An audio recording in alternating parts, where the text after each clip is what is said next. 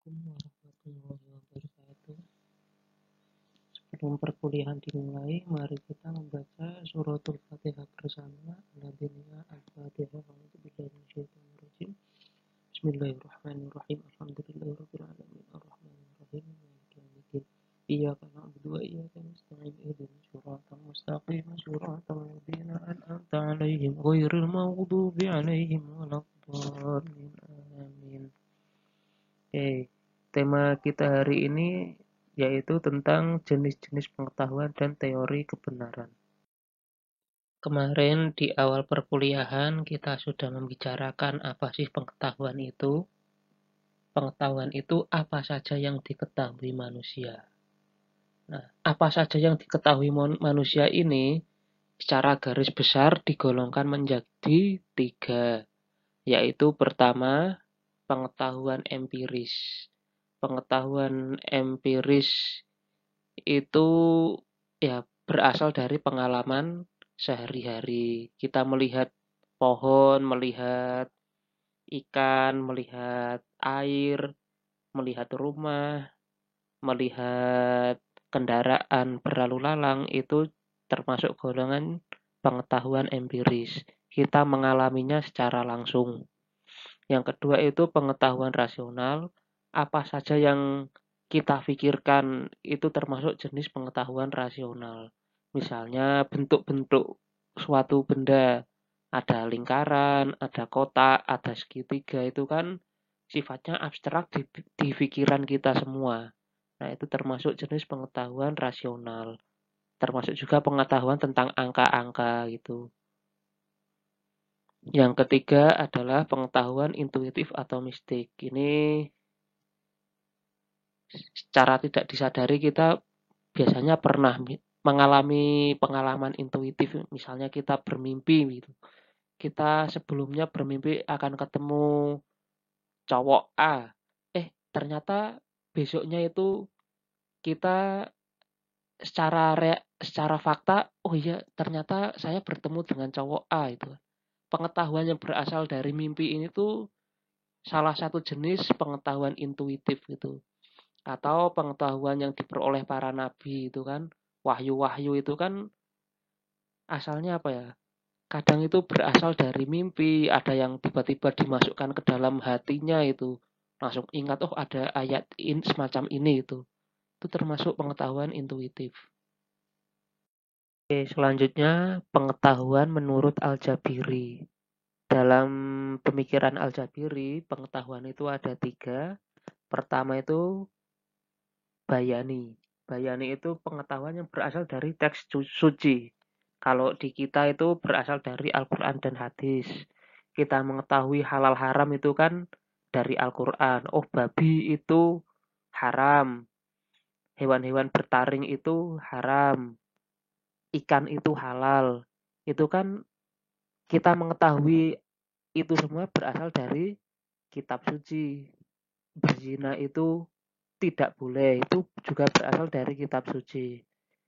Yang kedua itu pengetahuan burhani, yaitu ya dari rasio empiris, dari apa yang kita pikirkan dan apa yang kita alami itu.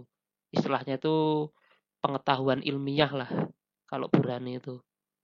Terus yang ketiga adalah pengetahuan irfani, itu sama yang kayak tadi di slide kedua. Ya, pengetahuan yang berasal dari hati itu. Termasuk mukjizat, adanya ilham, maunah, irhas itu semuanya berasal dari pengetahuan irfani.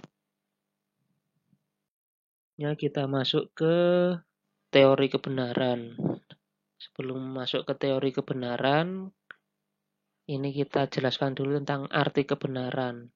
Nah, secara umum, kebenaran itu diartikan sebagai satu, tidak salah, lurus, adil. Atau yang kedua itu sungguh-sungguh, sesuai dengan keadaan apa adanya, itu benar. Atau ya memang seperti demikian itu. Yang keempat, ini kayak ekspresi ya. Mahal benar mangga ini. Itu kan ekspresi itu. Jadi pengertian benar itu tergantung konteksnya. Tapi yang kita maksud di dalam kebenaran di sini adalah tentang ini benar, ini salah. Ini bohong, ini tidak itu. Seperti itu. Masuk ke teori benaran, ada berapa jenis? 1, 2, 3, 4, 5, 6, 7. Ada 8 jenis kebenaran yang saya tuliskan di sini. Pertama, korespondensi, koherensi, pragmatis, sintaksis, semantis, otoritas, logis yang berlian, yang terakhir adalah konsensus. Mari kita uraikan satu-satu apa sih kebenaran ini semua. Oke, kebenaran korespondensi itu apa ya? Kebenaran yang antara pernyataan dengan fakta itu ada pertaliannya, ada hubungannya gitu. Ciri-cirinya apa? Pernyataan itu bisa dibuktikan oleh banyak orang itu. Jadi itu antara apa yang diomongkan dengan buktinya itu ada gitu. Nah, ini contohnya ya Candi Borobudur itu terletak di Kabupaten Magelang. Ketika ada seseorang menyatakan hal seperti itu, dia bisa dicek, ya udah dicek. Borobudur itu memang terletak di Kabupaten Magelang. Apabila tidak ada orang yang tidak ada orang yang membuktikannya, tidak mampu menunjukkan bahwa Candi Borobudur di Kota Magelang, berarti pernyataan itu salah. Tapi apabila ada banyak orang bisa menunjukkan lokasinya Candi Borobudur di Kabupaten Magelang, maka pernyataan itu bernilai benar. Kalau koherensi itu pertimbangannya adalah logis atau tidaknya suatu pernyataan. Misalnya, ya ini relasi antara anak, cucu, bapak itu kan. Nah ini kan kalau di sini kesimpulannya adalah Budi adalah cucunya Pak Udin. Itu karena apa? Karena bisa dilihat nasabnya. Nasabnya ini Budi adalah anaknya Pak Tony. Pak Tony adalah anaknya Pak Udin. Kesimpulannya adalah Budi adalah cucunya Pak Udin. Ini kan adanya konsistensi logis. Atau misalkan dalam sebuah organisasi. Dalam sebuah organisasi itu kan relasi antara siapa yang memerintah dan siapa yang diperintah. Misalnya Tono itu adalah ketua organisasi. Sedangkan Budi adalah anggota organisasi. Nah itu kan kalau secara logisnya itu Tono memerintahkan Budi untuk melakukan A gitu. Dan itu tidak bisa terbalik. Budi memerintah Tono melakukan A. Itu kan tidak logis karena Budi ini anak buahnya Tono. Tono ini ketuanya itu. Nah, itu relasinya logis. Bisa relasi struktural, relasi antar nasab gitu. Dan lain sebagainya. Nah, selanjutnya ini kebenaran pragmatis. Yaitu kebenaran yang diukur dari bermanfaat atau tidaknya suatu pengetahuan. Nah, saya contohkan, ini kan banyak kayak infotainment lah di TV itu. Kita mengetahui kisah-kisah selebriti, seluk-beluk kehidupannya itu. Lantas, pengetahuan kita tentang selebritis itu ada manfaatnya nggak bagi kehidupan kita sendiri itu? Kalau tidak ada manfaatnya, itu berarti pengetahuanmu itu bernilai salah. Tapi kalau pengetahuanmu tentang kehidupan selebritis itu ada manfaatnya, operatif dalam hidupmu, nah itu berarti pengetahuan itu bernilai benar.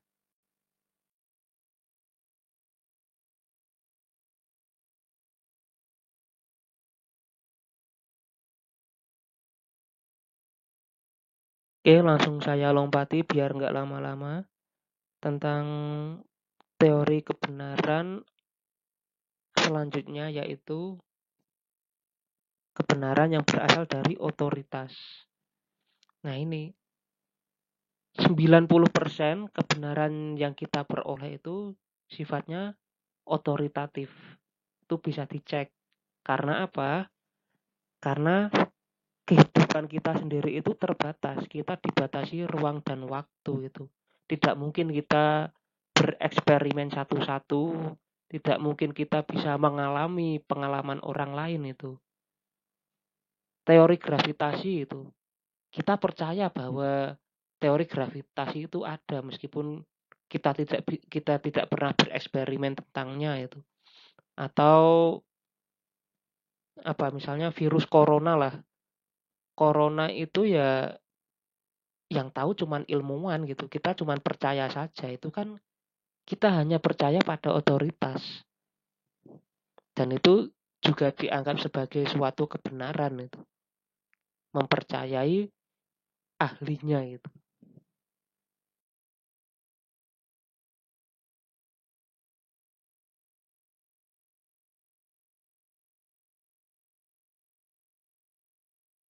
Oke, saya langsung lompat ke yang terakhir, yaitu level kebenaran dalam Islam. Pertama itu al-haq. Maksudnya adalah benar dalam level ontologis. Lawannya itu batil.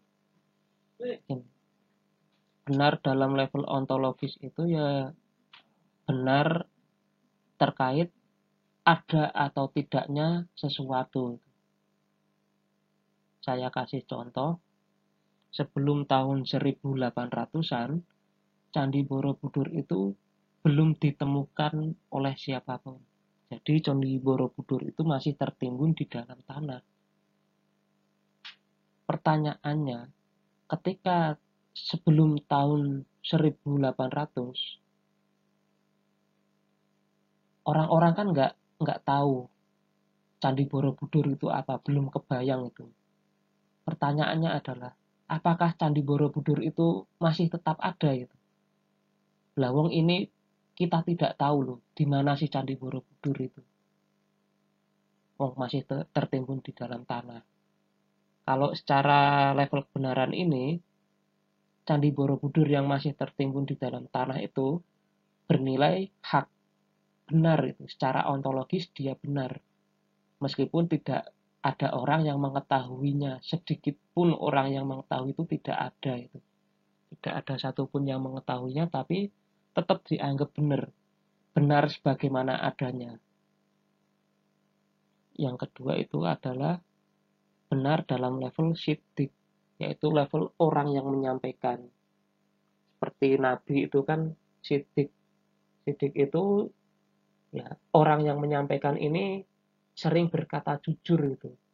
Tiap hari yang diomongkan selalu benar. Akhirnya dia itu dipercaya itu. Apa saja yang dikatakannya itu bernilai benar, otoritatif gitu. Orang yang cerdas, orang yang ahli di bidangnya itu bisa dikatakan levelnya siddiq. Terus yang terakhir adalah level benar dalam tataran sohih.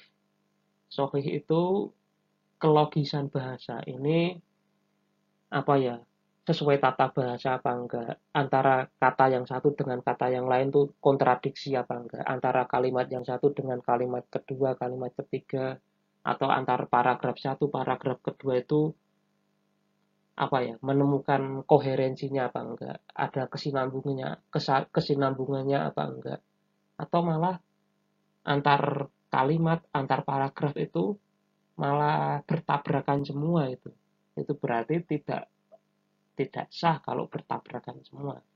Tidak sah itu ya khotok. Kalau kalimat-kalimatnya itu sesuai tata bahasa dan berkesinambungan semua itu bernilai sahih dalam hukumnya. Oke, sekian dari saya. Terima kasih atas perhatian teman-teman. Nanti kita lanjutkan diskusi. Saya akhiri. Wassalamualaikum warahmatullahi wabarakatuh.